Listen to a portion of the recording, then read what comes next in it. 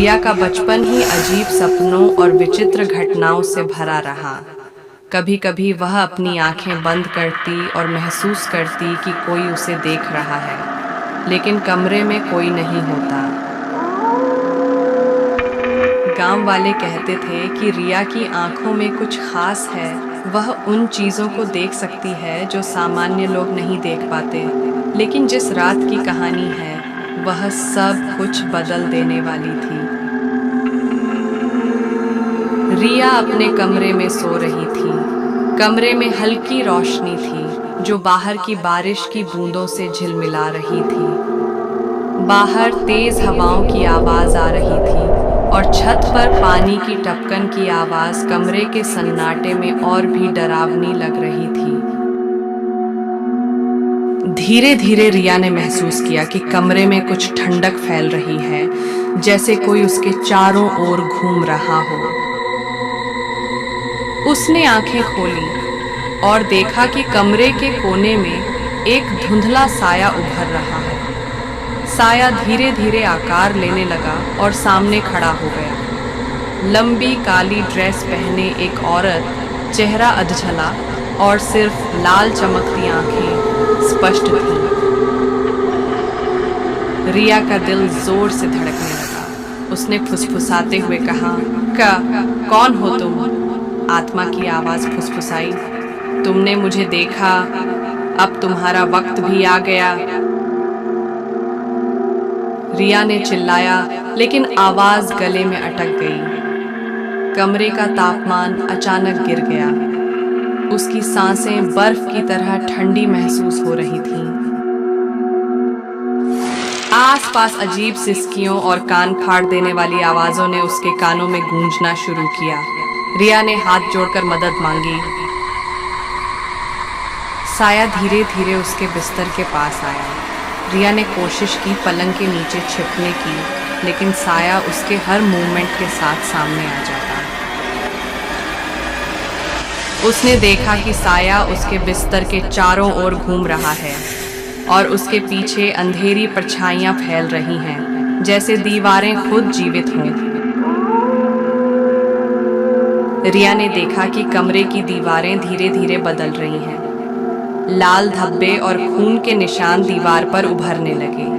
कहीं कहीं दीवारें जैसे फट रही हों और अंदर से कोई फुसफुसा रहा हो, तुमने मुझे देखा, अब तुम्हारा वक्त भी आया।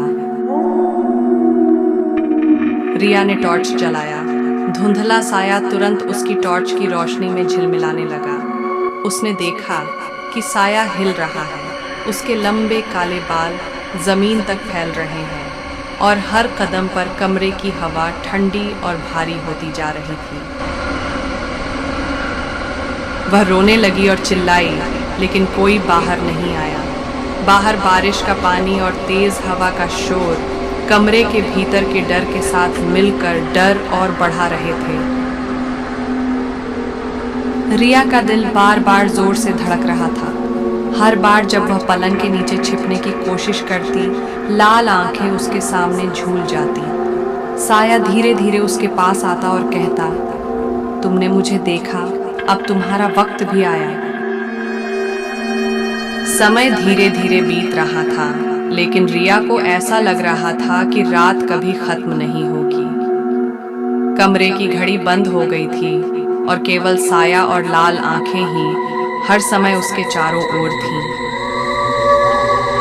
वह महसूस कर रही थी कि कमरे की हवा उसका सांस रोक रही है और कमरे के हर कोने में छोटे छोटे साए और चेहरे झूल रहे हैं। अंततः सूरज की पहली किरण कमरे में आई। रिया ने महसूस किया कि अब हवा ठंडी नहीं थी, लेकिन कमरे का माहौल अभी भी डरावना था। उसकी आंखों में डर और थकावट साफ दिखाई दे रही थी। माँ ने देखा कि रिया का चेहरा पीला पड़ गया था और उसने डरते हुए पूछा, क्या हुआ रिया? रिया ने धीरे धीरे सब कुछ बताया। माँ, रात को वो लाल आंखों वाली औरत मेरे कमरे में थी और उसने मुझे देखा। गांव वाले कहते हैं अगर कभी तुम्हें रात में कोई लाल आंखें घूरती दिखाई दे तो पीछे मत मुड़ना, क्योंकि वो आत्मा अपनी अगली शिकार की तलाश में रहती है। उस रात के बाद भी रिया कभी अकेली नहीं रही। हर रात वह बिस्तर पर लेटते समय महसूस करती है ठंडी हवा, और कभी कभी उसकी आंखों के सामने लाल चमकती आंखें दिखाई देती हैं। हर बार जब वह पलटती, वह साया गायब हो जाता, लेकिन आवाज हमेशा रहती, तुमने मुझे देखा, अब तुम्हारा वक्त भी आया। रिया का जीवन अब पहले जैसा नहीं रहा। वह डर के बिना कहीं नहीं जा सकती और रात को अकेले रहना उसके लिए असंभव है। रिया ने निर्णय लिया कि वह आत्मा का सामना करेगी। एक रात उसने कमरे की सारी रोशनी बंद कर दी। सिर्फ टॉर्च की रोशनी थी और कमरे में सन्नाटा। धीरे धीरे साया उभरा, लाल आंखें चमक रही थीं और आवाज कह रही थी, तुमने मुझे देखा, अब तुम्हारा वक्त भी आया। रिया ने डरते हुए कहा, मैं डरती नहीं, तुम मुझे डरा नहीं सकती। साया अचानक रुक गया। कमरे में केवल हवा की हल्की सरसराहट थी। रिया ने देखा कि साया धीरे धीरे धुंधला होने लगा और फिर पूरी तरह गायब हो गया। लेकिन उसके दिल की धड़कन अभी भी तेज थी। गांव वाले कहते हैं, आत्मा कभी मरती नहीं, केवल अपनी शिकार की तलाश में प्रतीक्षा करती रहती है। रिया ने सीखा कि कुछ डरावनी चीजें केवल सपनों में नहीं होती।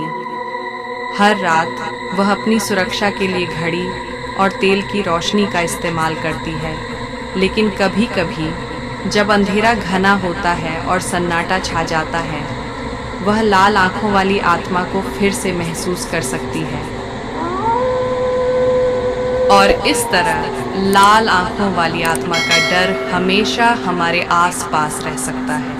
अगर आपको यह कहानी पसंद आई हो तो हमारे चैनल को लाइक और सब्सक्राइब करना न भूलें, ताकि आप और भी डरावनी कहानियों का मजा ले सकें। कमेंट में हमें बताइए कि आप सबसे ज्यादा किस हिस्से से डर गए।